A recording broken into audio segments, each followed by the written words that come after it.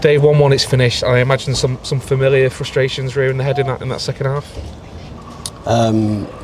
Not so much just the second half. At the moment we score, we go back into zero ambition to try and go on and win the game, and that isn't a team that I want to see. So either at the moment we can't do it or we don't want to do it. Neither of them's acceptable. But we probably got what we wanted by the actions that we saw, because like I say, from the moment we get a bit of luck and get ourselves in front, we showed no ambition to go and take control of the game.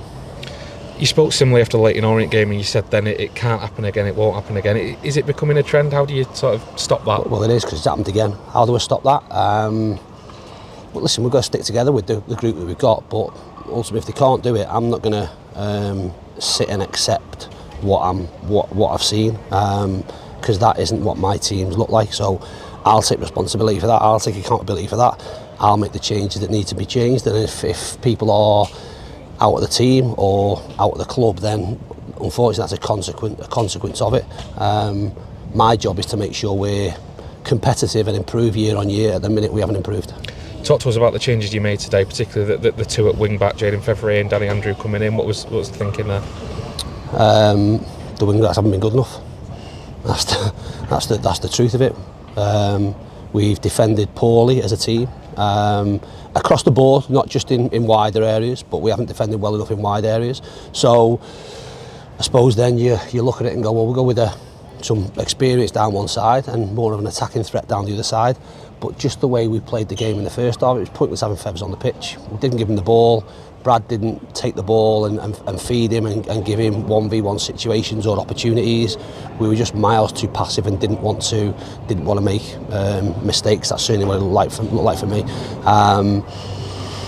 That's I suppose the reason for doing it. Try and get on the front foot, try and give us more of an attacking shape. But I said at half time it was pointless having Malik, Jack Diamond, Fevs on the pitch in the first half, because they're attacking players, so obviously going to be not as competent defensively, but we didn't give them a ball and they didn't look after the ball well enough through the whole game, not just the first half, to create attacks for us and create opportunities for us, and we're lucky to go away with a point.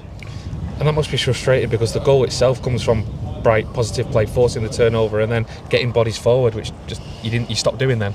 We spoke in our pre-game meeting around what the game would look like, and we thought that we could turn the ball over, but we went back 12 months there, and every time we turned the ball over and we defensively made them make a mistake, we then just Ollie either played sideways, Mox played backwards. We didn't look to play forward. Hence what I'm saying, it's pointless having the attacking players we had on the pitch, because in transitional moments that's their threat.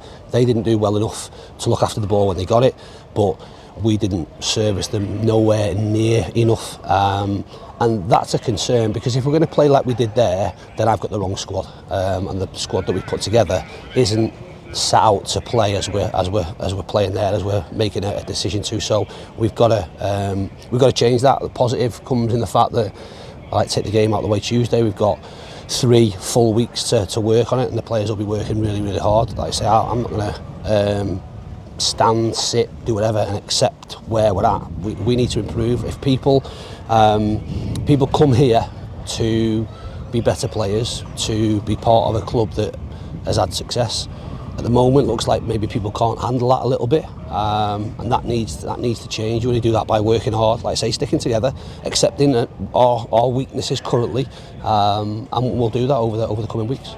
In terms of the goal you conceded, Ethan Pye obviously felt he was impeded by Sadie before he got on the end of the cross. What was your view on that? Again, I've not seen the goal back. I don't care whether you feel you can impede it or not. You're a centre half. I see it as a cross has come in and a centre forward has got a finish from within our goalpost with no one near him. And regardless of whether you think you fouled or not, that's nowhere near acceptable. And like I say, I'm happy to say that, and I'm happy to take responsibility for that. People are happy to take plaudits and pats on the back when things are going well.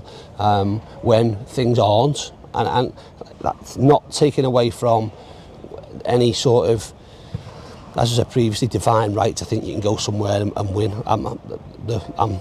Again, we've got more than what we deserve based on our performance. The performance for me is the problem, and that has to change no matter where you play and what you're doing on the pitch.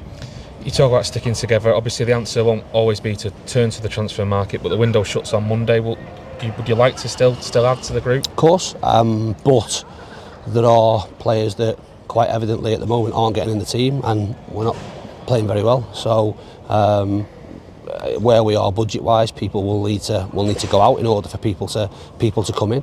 And like I say, when the emotion settles, we'll have a look at where we are. We'll have an honest conversation around where we think we're at. We've obviously got players injured at the minute, and we know time-wise when they'll potentially be back. But we need to be miles better than what we are. Whether we bring any players in between now and Monday, or we continue with the group we've got, take it all that away, we've got to be miles better. And just briefly talk to us about Tuesday's game and suppose what that will look like from your point of view. Obviously the competition is not a top priority, but a game you'll be wanting to win. A game, absolutely a game we want to win, but a game that will give opportunities for younger players. I know the tournament, we're playing an under-21s team, it gives them an opportunity to play in front or play in a stadium, if you like, some men's football, and we've got players that sit alongside that, so some of the young lads will be involved. I suppose a lot of it will depend on what happens Monday, in terms of whether there are ins or outs and what the team looks like. There are still players need minutes. Like I say, I can look at it pretty much. I can look for excuses. I can look for reasons, if you like, around people not being fully part of pre-season. We're nearly a month in now. We look miles short of where we need to be. So we've got plenty of work to do. Appreciate your time, Dave. Welcome. Thank you. Cheers, thank you.